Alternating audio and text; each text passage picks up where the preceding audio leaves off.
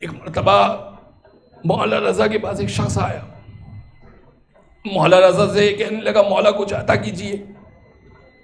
اچھا، مولا کے پاس اس وقت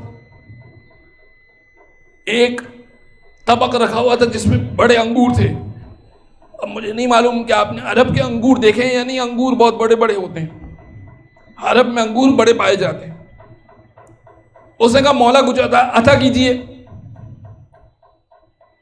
امام نے کہا فی الحال تو کچھ نہیں ہے، یہ انگور رکھے ہوئے ہیں، ایک انگور کا دانہ اٹھا کے اس کو دے دیا۔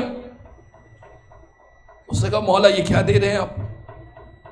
میں امداد طلب کرنے کے لیے آیا ہوں، کچھ مال دیجئے، کچھ نقد دیجئے۔ امام نے کہا کہ ٹھیک ہے، وہ انگور کا دانہ رکھ دیا۔ ایک دوسرا شخص آیا مولا سے ملاقات کرنے کے لیے۔ امام، اچھا وہ پہلا شخص بیٹھا ہوا ہے، اس نے مولا کی عطا کو قبول نہیں کیا۔ مولا ایک انگور دے رہے تھے نا، ایک دانہ دے رہے تھے، اس نے عطا کو قبول نہیں کیا۔ دوسرا آیا مولا سے ملاقات کرنے کے لیے، امام نے اس کو بھی انگور کا ایک دانہ دیا۔ کہنے لگا آج کتنا خوش نصیب ہوں کہ اپنے مولا کے پاس سے انگور کا ایک دانہ ملا ہے۔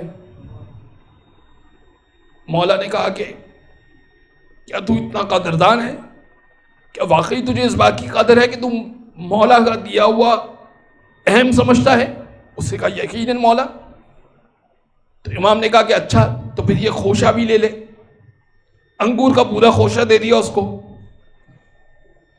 کہنے لگا کہ مولا یہ تو بہت ہی اچھی بات ہے، کیا میری خوش نصیبی کے فرزند رسول کے پاس سے مجھے پورا ایک خوشہ ملے؟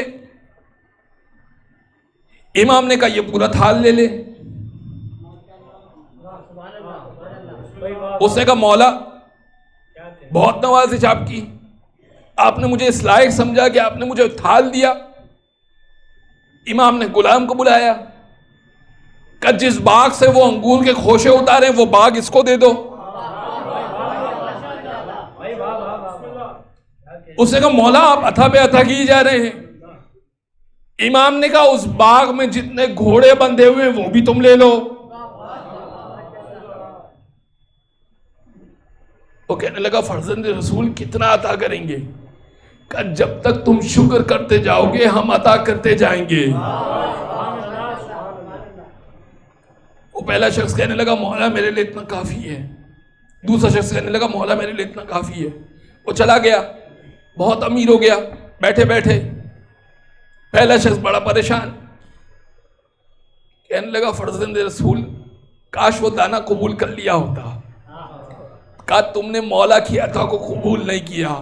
آپ یقین جانیے اگر مولا تھوڑا سا عطا کرے نا زندگی میں تو خوش ہو کے مولا کی خاطر کچھ اور اچھا انجام دیجئے، مولا بہترین عطا کریں گے۔